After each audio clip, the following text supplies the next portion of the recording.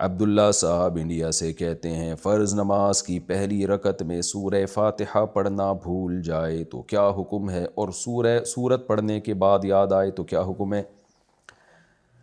دیکھو، اگر پہلی رکعت میں سورت پڑھنے کے بعد یاد آیا کہ میں نے فاتحہ تو پڑھی نہیں ہے تو فاتحہ پڑھ لیں، اور اس کے بعد دوبارہ سورت بھی دوبارہ پڑھیں اور آخر میں سجدہ سہو کریں۔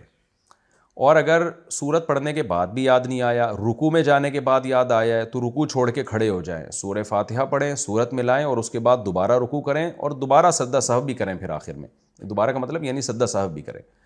اور اگر رکوع میں جانے کے بعد بھی یاد نہیں آیا، آپ کو سجدے میں جا کے یاد آیا ہے، تو اب کیا کرنا ہے؟ اب اس کی قضا کرنی ہے فرض کی تیسری اور چوتھی رکعت میں، تیسری یا چوتھی رکعت میں۔ اگر وہ 3 رکعتوں والا یا 4 رکعتوں والا فرض ہے تو پھر تیسری رکعت میں اس کی قضا کر لیں، یعنی تیسری رکعت میں تو سورہ فاتحہ لازم نہیں ہے نا، سنت ہے، تو آپ پڑھ لیں، ویسے بھی پڑھتے ہی ہیں لوگ، پڑھنی بھی چاہیے، تو وہ جب تیسری میں پڑھ لیں گے تو وہ قضا ہو جائے گی، لیکن سجدہ سہو پھر بھی کرنا پڑے گا۔ تو یہ طریقہ ہے۔ اور اگر فرض 2 رکعتوں والا فرض ہے، 2 رکعتوں والی نماز ہے جیسے فجر ہے، تو پھر اس میں اب تلافی نہیں ہو سکتی، تو اس کا پھر طریقہ یہی ہے کہ سجدہ سہو کر لیں گے تو نماز ادا ہو جائے گی۔